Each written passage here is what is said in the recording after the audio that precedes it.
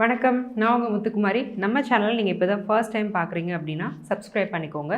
Bell ஐக்கானை press பண்ணுங்கள். அதில் ஆல் அப்படிங்கிற ஆப்ஷனை சூஸ் பண்ணிக்கோங்க. ஸோ தட் நாங்கள் போடுற ஒவ்வொரு வீடியோவும் உங்களுக்கு உடனே நோட்டிஃபை ஆகும்.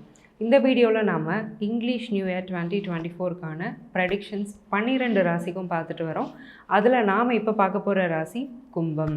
ஸோ கும்பம்னாலே ஜென்ம சனியில் இருக்காங்கங்கிறது எல்லாத்துக்கும் டிஃபால்ட்டாக தெரியும். ராசியில் சனி, 2ல் ராகு, 8ல் கேது, குரு 3ல்.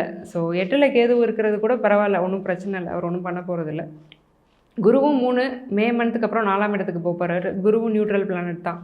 ஸோ கேதுவும் குருவும் ஓகே, அவங்கள பற்றி எந்த பிரச்சனையும் இல்லை. இந்த சனியும் ராகுவும் என்ன பண்ணுறாங்க, ராசியையும் 2ஆம் இடத்தையும் ஆக்கியபை பண்ணியிருக்கிறாங்க. ராசிங்கிறது நீங்கள், 2ஆம் இடம்ங்கிறது உங்கள் குடும்பம், உங்கள் பொருளாதாரம், உங்களோட உடம்புன்னு சொல்லலாம். நேத்திரஸ்தானமும் 2ஆம் இடம் தான். கம்யூனிகேஷன், நீங்கள் அடுத்தவங்கள்ட்ட பேசக்கூடிய வார்த்தைகளை குறிக்கக்கூடிய இடம் 2ஆம் இடம். ஸோ இதெல்லாம் இந்த இருள் கிரகங்கள் ரெண்டும் பிடிச்சி வச்சிட்ருக்கு.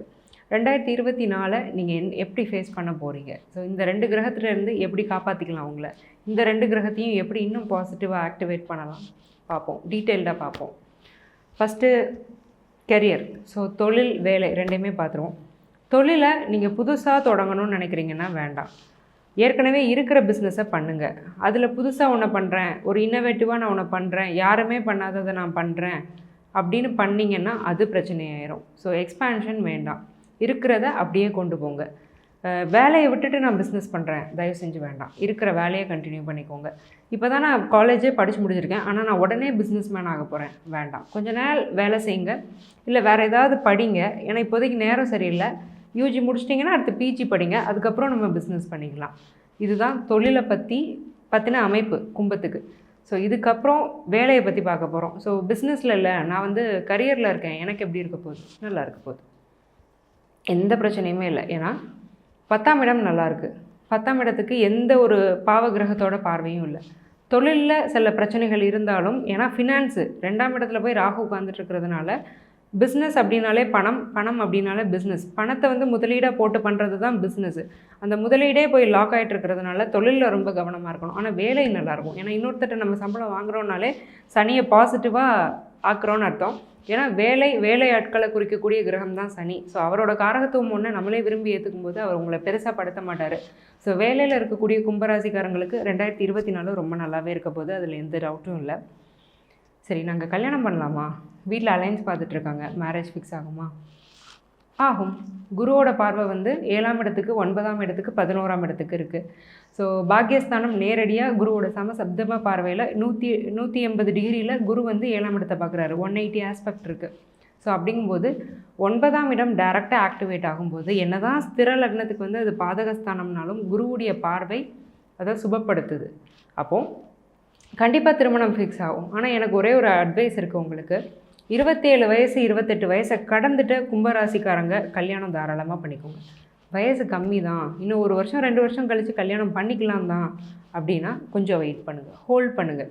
நீங்கள் தானே நல்லாயிருக்குன்னு சொன்னீங்க, அப்புறம் எங்களை ஹோல்ட் பண்ண சொல்கிறீங்க அப்படின்னா, முதுமை கிரகம் சனி. ஸோ ஒரு 27 வயசு அப்படிங்கிறத யவன காலம்னு சொல்லுவோம், ஒரு ஆணுக்காக இருக்கட்டும் பெண்ணுக்காக இருக்கட்டும். ஸோ அதை தாண்டி கல்யாணம் பண்ணும்போது எந்த கிரகமும் நம்மளை பாதிக்காது, அவங்கெல்லாம் பண்ணலாம். ரொம்ப சின்ன வயசாக இருக்கீங்க, 19 20 வயசு 22 23 வயசுலாம் வேண்டாம். கொஞ்சம் கரியரை பாருங்கள், படிங்க, உங்களை நீங்கள் இம்ப்ரூவ் பண்ணிக்கோங்க, அதுக்கப்புறம் உங்கள் வாழ்க்கையை பார்க்கலாம். இதுதான் உங்களுக்கான பலன். சரி, குழந்தைக்கு வந்து நாங்கள் ட்ரை பண்ணிகிட்ருக்கோம். புத்திர பாக்கியம் எங்களுக்கு வந்து எப்படி இருக்கும்? குரு பாசிட்டிவாக இருக்கார். கண்டிப்பாக புத்திர பாக்கியங்கிறது 100% உறுதி. உங்களுக்கு குழந்தைங்க இருக்குது அப்படின்னாலும் அந்த குழந்தைங்களை நினச்சி நீங்கள் சந்தோஷப்படக்கூடிய நல்ல விஷயங்கள் நடக்கும். ஸோ ஒரே ஒரு நல்ல ரிலீஃப் வந்து குழந்தைங்க சம்மந்தப்பட்ட விஷயங்கள் வந்து கும்பத்துக்கு வந்து இந்த வருஷம் நல்லா தான் இருக்க போகுது. அதில் வந்து எந்த பிரச்சனையும் இல்லை. சரி, சொத்து நாங்கள் வாங்கலாமா? வாங்கலாம். 9 11ஆம் இடம் நல்லாயிருக்கு. 11ஆம் இடத்துக்கு குரு பார்வை இருக்குது. சொத்து மூலமாக லாபம் அப்படிங்கிறது இந்த வருஷம் உறுதி. ஆனால் போராடணும். காரணம் சனி ராகு. கொஞ்சம் போராடி நிறைய தடைகளை தாண்டி அதுக்கப்புறம் அந்த ஒரு என்ன சொல்கிறது, ரொம்ப கஷ்டப்பட்டு ஒரு மரத்தில் ஏறி ஒரு பழத்தை பறித்தேன், அந்த மாதிரியான கதை தான். ஆனால் கண்டிப்பாக உங்களோட சொத்து மூலமாக வரக்கூடிய லாபம், அதை அனுபவிக்கக்கூடிய ஒரு தன்மை, இது எல்லாத்தையுமே இந்த வருஷம் கண்டிப்பாக கும்பத்துக்கு கொடுக்கும். ஃபாரினில் இருக்கோம், நாங்கள் எப்படி இருக்கோம்? நல்லா இருப்பீங்க. 12ஆம் அதிபதி சனி வந்து லக்னத்திலே தான் இருக்கிறாரு. ஸோ ஃபாரின் நிறைய பேர் போகணுன்னா போகலாம். இன்ஃபேக்ட் ஃபாரின் போனீங்கன்னா இன்னமும் கூட கொஞ்சம் நல்லாயிருக்கும். ஏன்னா குரு வந்து 4ஆம் இடத்துக்கு வரும்போது 8ல் உள்ள கேதுவை பார்ப்பார். ஸோ அப்போ நிறைய பேர் நீங்கள் அப்ராட் போகிறதுக்கான சான்சஸ் இருக்குது. நீங்கள் என்ட்ரன்ஸ் எக்ஸாம் எழுதுனீங்கன்னா கிளியர் பண்ணுவீங்க, போவீங்க. அங்கே பெர்மனன்ட் ரெசிடென்ஸ் நிறைய பேர் வாங்குறதுக்கான வாய்ப்பு இருக்குது. ஸோ ஃபாரின் செட்டில்மெண்ட் வந்து வெல் அண்ட் குட், கண்டிப்பாக ரொம்ப நல்லா இருக்க போகுது. ஓகே, நாங்கள் ஸ்டூடெண்ட்ஸ் எப்படி இருக்க போகிறோம்? ரொம்ப கேர்ஃபுல்லாக இருக்கணும். ஏன்னா மனசு முழுக்க இருள் கிரகம் ராகு. ஸோ போககாரகன் ராகு. நல்லா சாப்பிடணும், நல்லா டிவி பார்க்கணும், ஜாலியாக இருக்கணும், ஃப்ரெண்ட்ஸோடு சுற்றணும், இந்த எண்ணத்தை தான் திரும்ப ராகு கொடுத்துட்டே இருப்பார். சனி கான்ஸ்டண்ட்டாக லேசினஸை கொடுப்பாரு. நல்ல வேலை பார்த்த நல்லா படித்த பொண்ணு தான், துருன்னு இருந்த பொண்ணு தான் ரொம்ப லேசியாக இருக்குது. இப்போ ரொம்ப லேசியாக இருக்கிறான் என் பையன், விளையாட கூட மாட்டேங்கிறான், வீட்டில் உட்காந்து வீடியோ கேம்ஸ் விளையாடுறானே தவிர அவுட்டோர் கேம்ஸ் எதுலேயுமே இன்ட்ரெஸ்ட் இல்லை. இந்த மாதிரியெல்லாம் தான் இருக்கும் இந்த வருஷம். ஸோ அந்த கும்பராசியில் உள்ள குழந்தைகள் வந்து படிப்பில் டிஸ்ட்ராக்ட் ஆகிறதுக்கான பாசிபிலிட்டி ரொம்ப அதிகம், லேசினஸ் நிறையா வர்றதுக்கான பாசிபிலிட்டி அதிகம். ஸோ இதை மட்டும் கொஞ்சம் பார்த்துக்கோங்க, டேக் அண்ட் கேர் பண்ணி பார்த்துக்கோங்க. That is very important. Health எப்படி இருக்க போகுது? ஓகே, பெருசாக பிரச்சனை இல்லை. அலர்ஜிஸ் வந்து ரொம்ப அதிகமாக வரும். அடிக்கடி தும்மல் வர்றது, சளி பிடிச்சிக்கிறது, சைனசைட்டிஸ் ப்ராப்ளம்னு சொல்லுவோம். லேசாக கோல்டுனாலும் ஒத்துக்காது.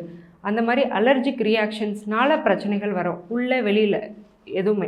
ஈவன் ஸ்கின் ரேஷஸ் ஏதாவது இருக்கட்டும், இல்லை உள்ளுக்குள்ளே ஏதாவது ஒரு இன்ஃபெக்ஷன் ஆகுறது, இந்த மாதிரி கொஞ்சம் நல்ல ப்ராப்பராக சுடுதண்ணி அப்பப்போ குடிக்கிறது, ஒரு ஹைஜீனிக்காக இருந்துக்கிறது, இந்த மாதிரியான விஷயங்கள் இந்த வருஷம் உங்களை ஹெல்த் இஷ்யூஸ்லேருந்து காப்பாற்ற போகுது. ஓவராலாக கும்பத்தில் உள்ள பாசிட்டிவ்ஸ் நெகட்டிவ்ஸ் ரெண்டையுமே பார்த்தோம். எதெல்லாம் செய்யக்கூடாதுன்னு நான் சொல்லியிருக்கணும், அதை மேக்ஸிமம் ஒரு 90% செய்யாமல் இருக்க ட்ரை பண்ணிங்கனாலே இந்த வருஷம் ரொம்ப நல்லா இருக்க போகுது. ஆல் த வெரி பெஸ்ட் கும்பம்.